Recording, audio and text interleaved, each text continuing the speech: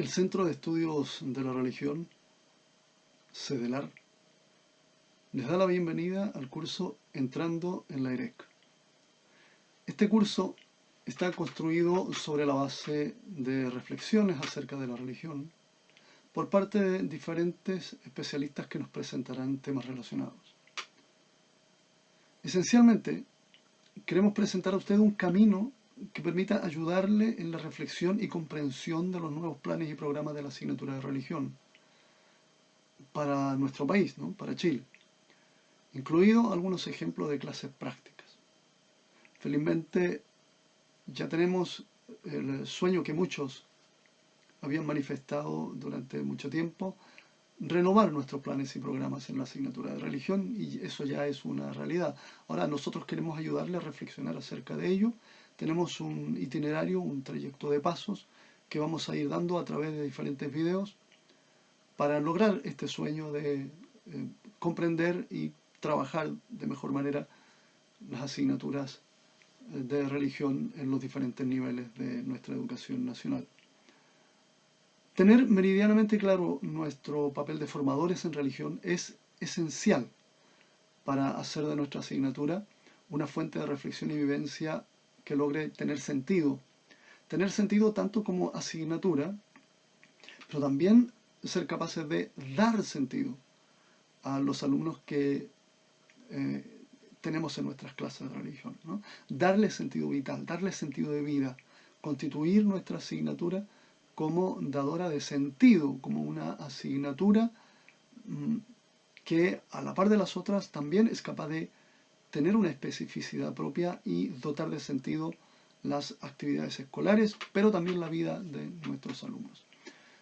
Les recordamos dar like, ¿no?, dedito arriba, y suscribirse para que pueda seguir recibiendo y viendo y oyendo estas charlas que con mucho cariño hemos preparado para ustedes en CEDELAR, Centro de Estudios de la Religión. Les recordamos que tenemos muchísimas actividades por delante y que al finalizar esta serie de videos vamos a contactarnos con usted por si le interesa recibir un diploma que acredite su participación en este programa. Muchísimas gracias y nuevamente bienvenidos.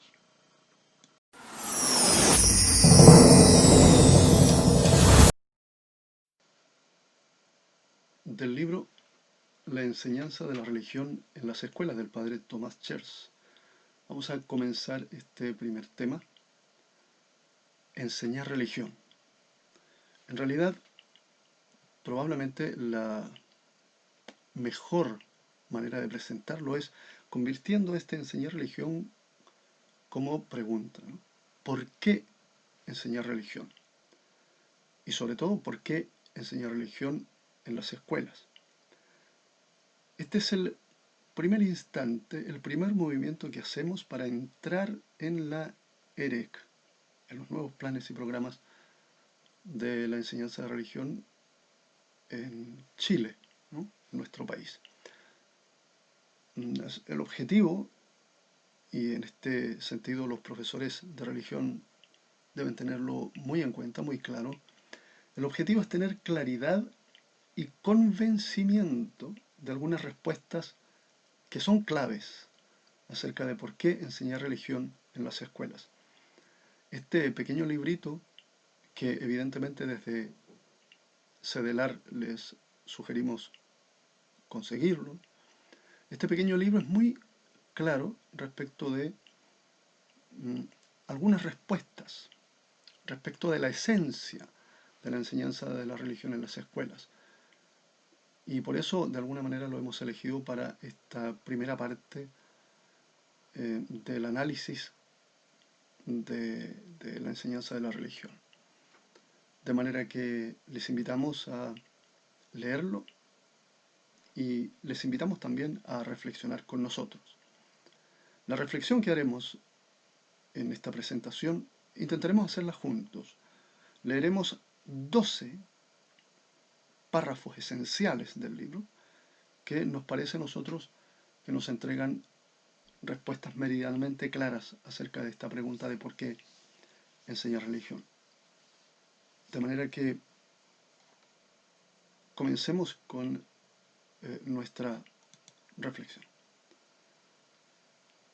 La primera reflexión que cabe hacer y que el libro nos propone, ¿no?, está referido a las disciplinas curriculares entre las que se inserta la clase de religión.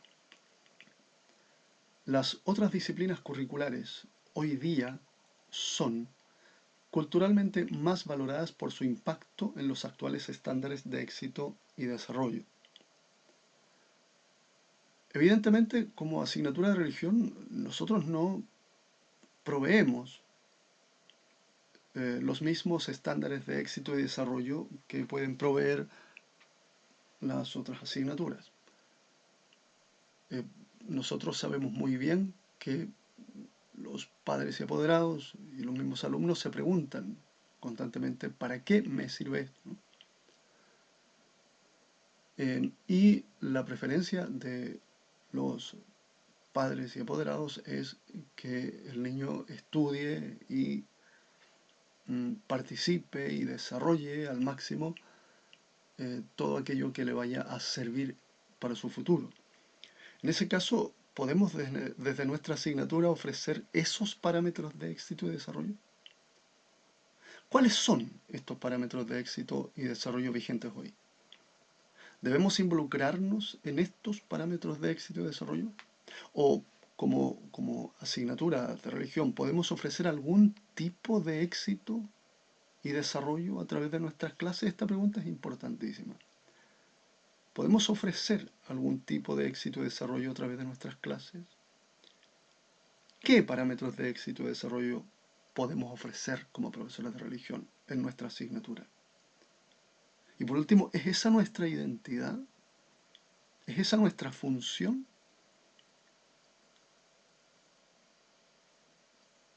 Dos, el sueño de ser humano y sociedad hacia el cual queremos orientarnos. Relacionado con lo anterior, no debemos dejar de lado el sueño, el ideal, la idea de ser humano y de sociedad que como profesores de religión proponemos. Y no solo proponemos, sino que nos orientamos hacia allá. Ahora, ¿tenemos claro cuál es el carácter de ser humano y sociedad que estamos promoviendo? Si los alumnos nos preguntan, ¿cuál es el ser humano que nosotros proponemos? ¿Cuál es la sociedad que nosotros proponemos? ¿La tenemos suficientemente descripta y clara nosotros mismos como para dar una respuesta bastante acertada acerca de ello? Es muy importante que reflexionemos en esto. Recordemos que hoy día todo es confuso, todo es facilista. Es más fácil inventar derechos, por ejemplo, y exigirlos bajo presión, bajo una estrategia agresiva de lobby, ¿no?, que responsabilizarnos del fruto de nuestras acciones. Pero ¿cuál es el ser humano y la sociedad hacia la que nosotros, como profesores creyentes, queremos orientarnos y orientar a nuestros alumnos? Esto debemos tenerlo muy claro para nuestras clases. Tercera línea de reflexión que nos ofrece el libro. La religión no es para nada un fenómeno en vías de extinción. En el libro que tengo aquí mismo, el padre Tomás nos deja muy en claro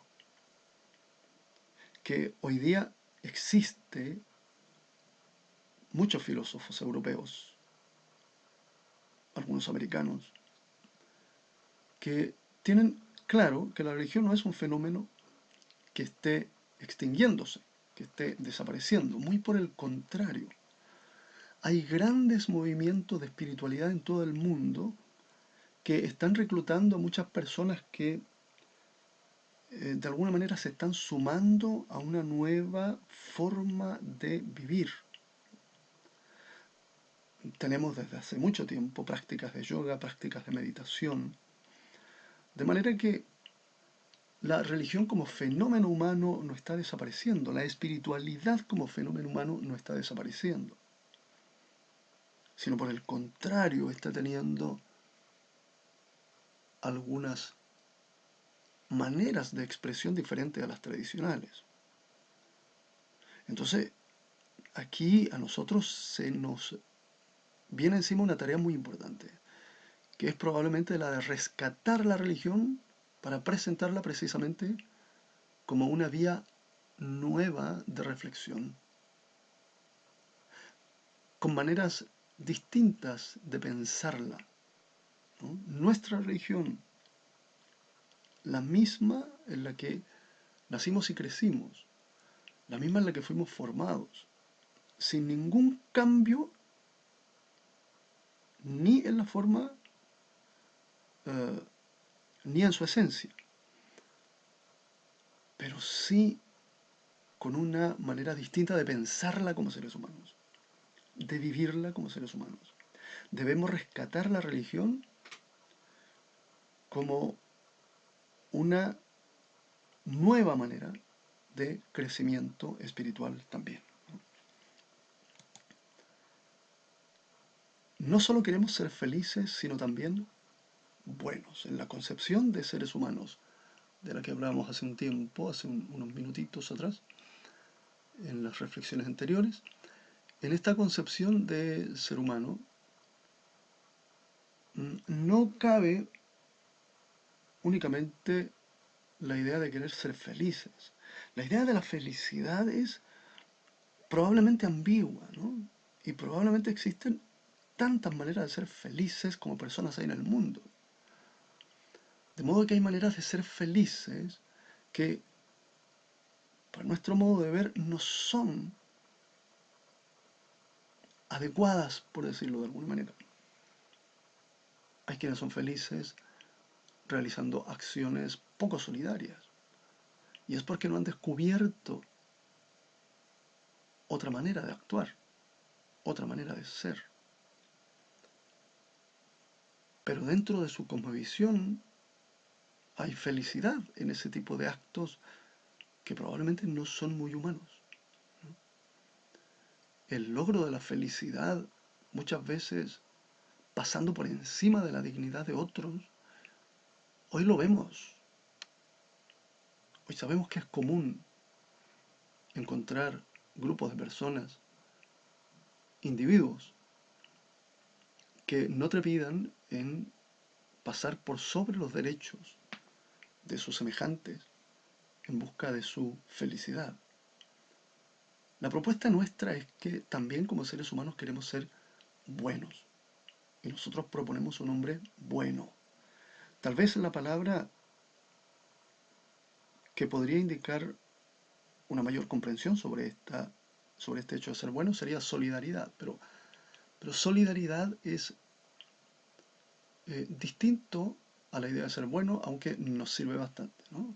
La idea de ser esencialmente buenos, internamente buenos. Jesús nos ofrece muchísimos ejemplos en el Evangelio de esta bondad humana que debemos trabajar y hacer crecer.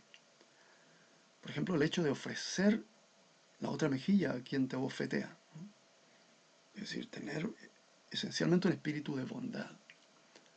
O también nos dice Jesús, si te piden llevar una carga, una milla, tú llévala dos.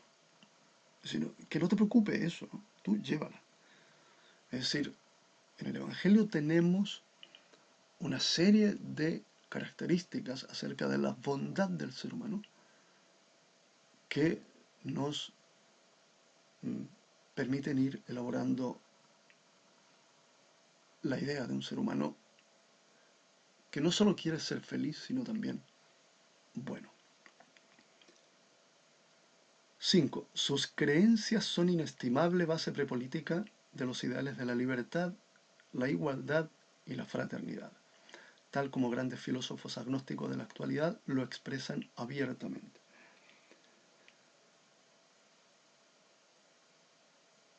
En En este párrafo, en esta idea 5, hay algo que nosotros en nuestra historia nacional hemos dado por sentado hace mucho tiempo. La religión tuvo un papel importantísimo en la reconstitución política de nuestro país hace algunos años. Es decir, las creencias religiosas, la enseñanza de la religión, indudablemente presentan una base política o prepolítica de los ideales de libertad, igualdad y fraternidad. Y enseñar esto, enseñar la religión a nuestros alumnos, a nuestros jóvenes, para que tengan ellos mismos una base prepolítica que les permita la prosecución de la libertad, de la igualdad y de la fraternidad, es obviamente un motivo esencial para la enseñanza de la religión. Y nosotros como profesores tenemos que tenerlo seguro en nuestra manera de enseñar, ¿no? 6. Una iglesia que defendió con fuerza los derechos humanos y que no supo castigar los abusos del clero no son motivo ni obstáculo para enseñar y valorar la religión y su enseñanza ayer o despreciarla hoy. Está en consonancia con lo que decíamos anteriormente. Si bien es probable que sintamos y sepamos que hubo que hacer, hubo que tomar acciones más rápidas y más severas respecto de quienes traicionaron la fe de la gente, traicionaron la fe de la ciudadanía y cometieron crímenes atroces, y no vamos a negarlo. Aún así, ¿no es eso un motivo real y valedero para que despreciemos o dejemos de enseñar, en este caso, las clases de religión? O valorar la religión y lo que nos ha enseñado. Sabemos que el ser humano es una persona que tiene, y así lo expresan algunos psicoanalistas, tiene una sombra, ¿no? Un lugar oscuro dentro de toda la maravillosa claridad como ser divino. Y todos en nuestra experiencia vital hemos sentido y hemos vivido en esa sombra, ¿no? De alguna manera sabemos que tenemos ese lugar de sombra como ser humano. En todo caso, es la palabra encarnada la que nos interesa comunicar, no lo que nuestros pastores hacen o dicen, sino que nuestra esencia de enseñanza es la palabra encarnada. Es eso lo que estamos enseñando, es eso lo que presentamos a nuestros alumnos, es eso lo que presentamos a la comunidad entera. Cómo la palabra encarnada, el verbo encarnado, nos presenta un modo de vivir, un modo de ser, un modo de avanzar y proyectarnos en la vida, un modo de relacionarnos con los seres humanos, con las demás personas. El libro presenta una anécdota que le ocurrió a Gabriela Mistral, poetisa chilena, con una alumna que ella tenía en su clase y que le preguntaba precisamente si debía o no debía tomar y aprender la clase de religión, ¿no? ¿Cuál era la esencia de la clase de religión? Y el libro nos señala que Gabriela Mistral le responde lo que sigue en el número 7. Usted sigue por pasión de conocimiento asignaturas que no ama, porque ellas forman parte de la cultura general. Haga sencillamente eso con el cristianismo. Ya lo decíamos más atrás, la asignatura de religión, equipararla de alguna manera al resto de las asignaturas como una fuente de saber, como una fuente de conocimiento. Y esta sugerencia que le hace Gabriela Mistral a aquella estudiante nos parece bastante aclaratoria. Si nuestros alumnos tienen dudas o atacan de alguna manera la idea de aprender religión. Esto que señala Gabriela Mistral es muy interesante. Aprenda religión como cultura general. Apréndala como modo de pensar y luego decida si la hace o no parte de su vida. Hay alumnos que no aman, por ejemplo, historia, pero tienen que seguirla porque forma parte del currículo. Hay otros que no aman artes, tal vez porque no tienen las habilidades necesarias, pero la siguen también porque forman parte del currículum. En el caso nuestro, habrá muchos que no aman religión, pero forma parte del currículum y más encima, en nuestro caso, forma parte de un currículum que se permite a la religión ser libre en su elección. El alumno la puede elegir, de manera que quienes la elijan de alguna manera es porque se han interesado en el tema. Entonces, qué importante es que nosotros sepamos enseñarles de una manera profunda y clara, ¿no? En cada curso hay uno o dos alumnos que les interesa esta temática, que les interesa religión, porque forma parte de sus ideas, forma parte de su manera de ser. Nunca olvidemos ese porcentaje de alumnos que tienen este interés. 8. ¿No debiera ser la clase de religión un espacio para aprender y pensar el mundo que se nos viene? Una vez más, relacionado con el punto anterior. La clase de religión como un campo de saber, pero no solo para aprender lo que el mundo es o lo que el mundo ha sido, o lo que el ser humano es, ha sido o debiera ser, sino más bien cómo a partir de la clase de religión, cómo desde nuestra clase de religión, podemos aportar para pensar el mundo que se nos viene, para estructurar el mundo que se nos viene, para darle al mundo que se nos está viniendo encima un carácter y una esencia marcada por nuestra propia especificidad. De manera que efectivamente tengamos un ser humano renacido y nuevo, tengamos una sociedad renacida nueva, tengamos un mundo renacido nuevo. ¿Qué podemos aportar desde nuestra expertise? ¿Qué podemos aportar desde nuestra especificidad de profesores de religión para pensar el mundo que se nos viene? Creemos que es una buena razón para enseñar religión, ¿no? Ofrecer nuestra cosmovisión para ayudar a pensar el mundo que se nos viene. 9. Nuestros antepasados más remotos que cavaban una tumba, depositaban ahí a sus muertos e incluso dejaban en ellas pequeñas ofrendas. Claro, ante la excusa de que la religión es una invención humana, nosotros tenemos la idea de que antropológicamente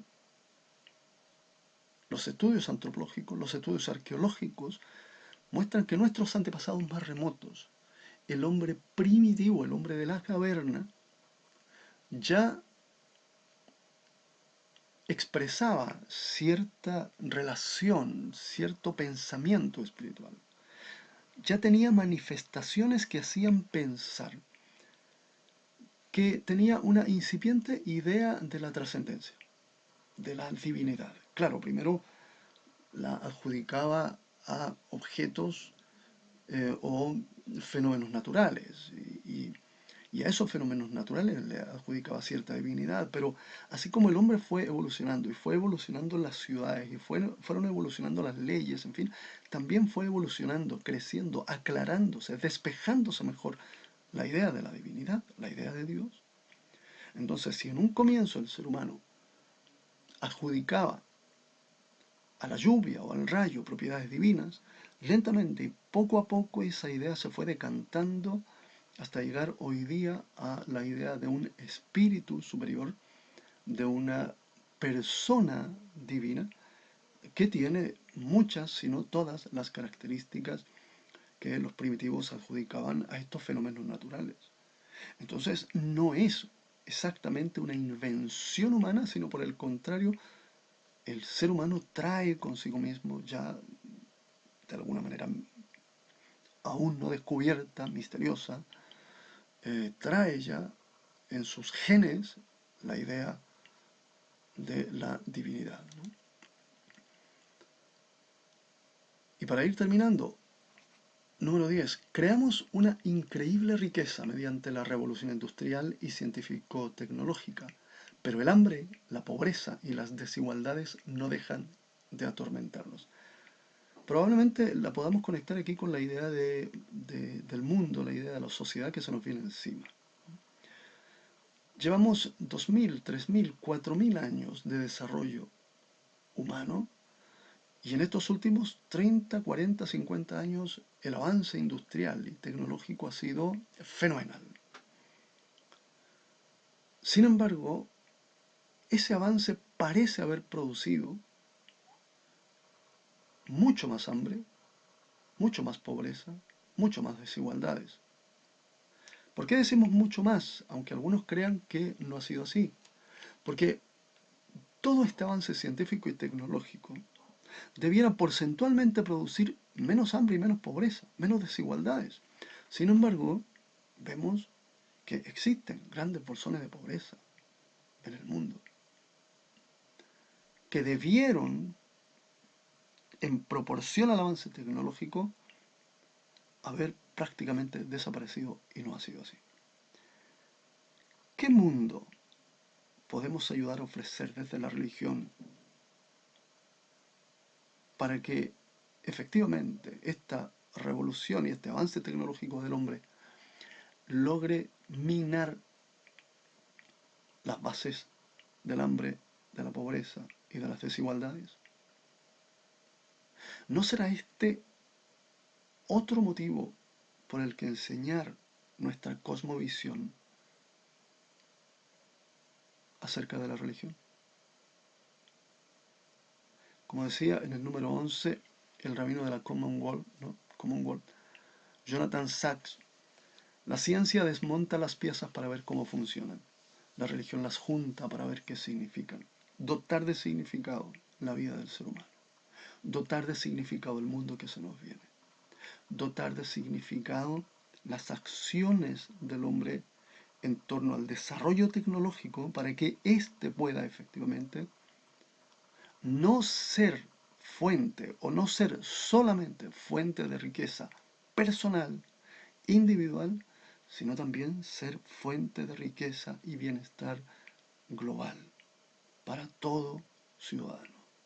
Poner nuestra ciencia al servicio del hombre y no únicamente al servicio individual, que no negamos su legitimidad, pero no puede ser legítima si es más bien si son más bien canales de crecimiento económico personal más que de bienestar social.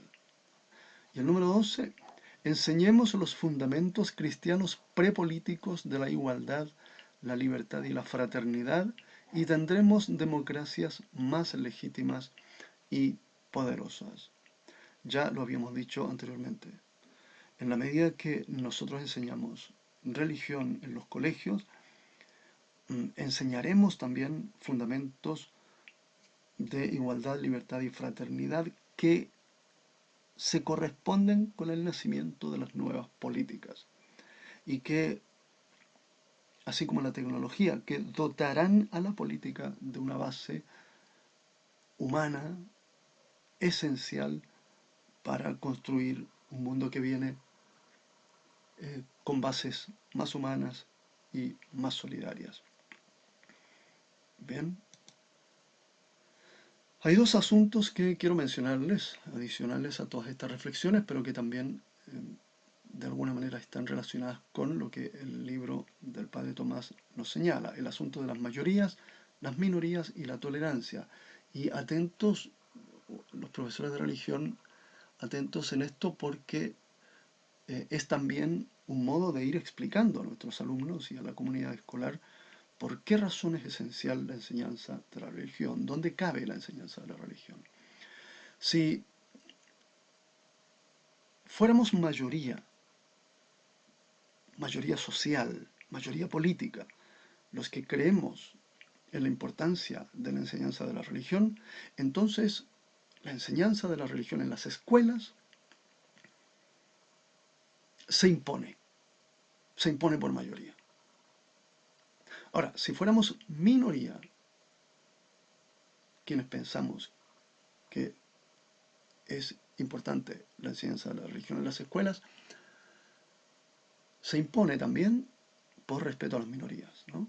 Así como muchas minorías hoy día en Chile están obteniendo derechos apoyados por lobbies políticos, ¿no? Con el mismo prisma de comparación, las clases de religión debieran realizarse en los colegios públicos y privados, obviamente, por respeto político a las minorías. Y por último, si no cabe dentro de las dos esferas anteriores, solo por ley de tolerancia, las clases de religión debieran ser enseñadas. Por aplicación de la ley de tolerancia y no discriminación, las clases de religión debieran ser enseñadas. Es decir, tenemos aquí una respuesta política a por qué razón debemos enseñar clases de religión en las escuelas públicas. Y el otro asunto, el asunto de la eliminación de los símbolos religiosos en las escuelas, que aquí en Chile aún no entra con fuerza, ¿no? Como en otros países, como en Estados Unidos, por ejemplo, en que algunas escuelas, algunos condados, algunos estados han establecido leyes que eliminan los símbolos religiosos en las escuelas.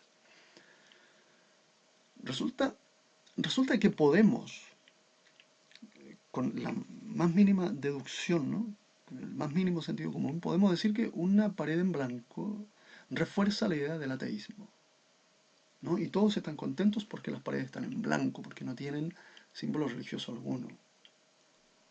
Pero si estamos reforzando con eso la idea del triunfo del ateísmo, ¿por qué razón se nos niega a nosotros expresar en esa pared en blanco nuestra cosmovisión?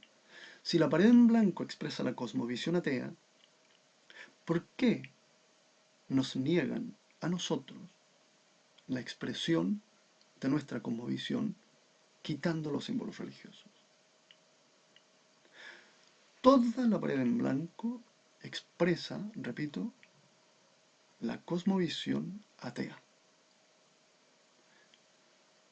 ¿Y se nos niega a nosotros expresar nuestra cosmovisión creyente? Yo creo que por justicia debemos defender la presencia de algún símbolo religioso que equilibre la presencia de la cosmovisión atea con la negación de los símbolos religiosos. Bien.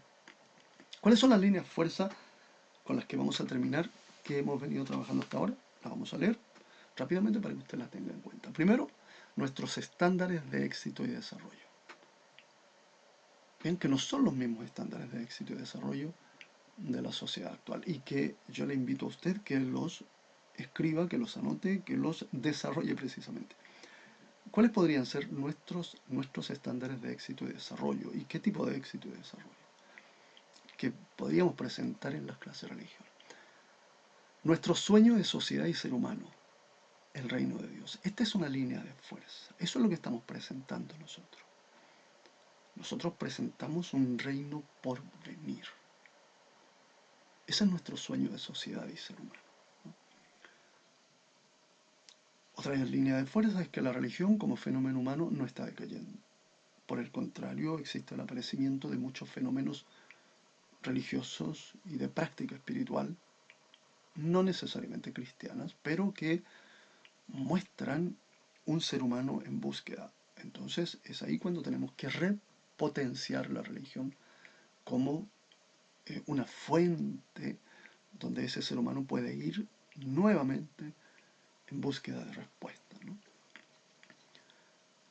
Nuestra imagen de hombre versus los actuales estándares de hombre también. Tenemos que trabajar esa idea, tenemos que redactarla como profesor de religión, tenemos que tenerla muy en cuenta de acuerdo a lo que hasta aquí hemos dicho. Nuestra imagen de hombre que desde nuestra cosmovisión cristiana ofrecemos al mundo, ¿no? Y estamos promoviendo. Nuestra iglesia está formada por pecadores, pero nuestro blanco es la palabra de Dios encarnada. Desde ahí proviene el desarrollo de nuestra asignatura de religión y nuestra esencia como formadores. Nuestra asignatura es también un campo del saber y eso es necesario tenerlo muy en cuenta para nuestras clases. Somos un campo de saber. ¿Qué es lo que tenemos que enseñar en los actuales planes y programas de religión,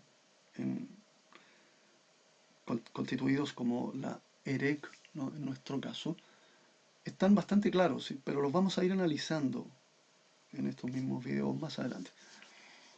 ¿Qué es lo que tenemos que enseñar? ¿Cómo tenemos que enseñarlo? ¿Bien?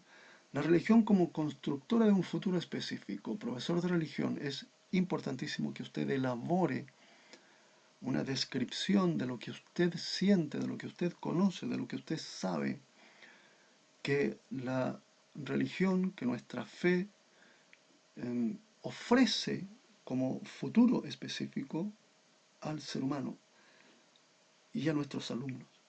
¿Cuál es el futuro que nosotros proponemos vivir a nuestros alumnos? Es importante que usted lo tenga meridianamente claro.